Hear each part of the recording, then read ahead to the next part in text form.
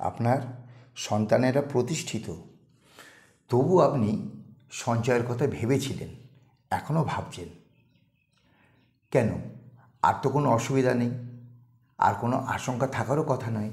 সন্তানেরা বড়, তারাই তো আপনার দায়িত্ব নেবে, আপনার কথা ভাববে।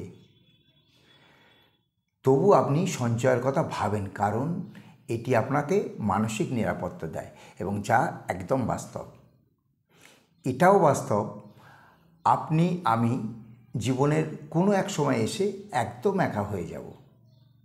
কর্মক্ষমতা কমে গেলে একাকী জীবনযাত্রার জন্য তৈরি হন।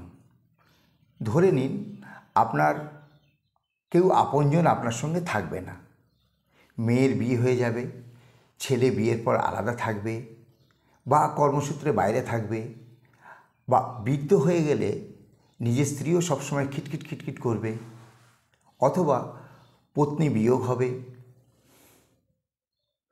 আপনি একা।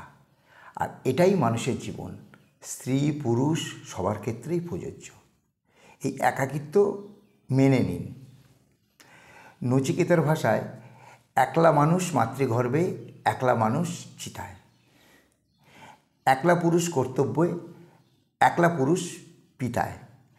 আর এই মধ্যিখানে বাকি সময়টা একলা না থাকার অভিনয়।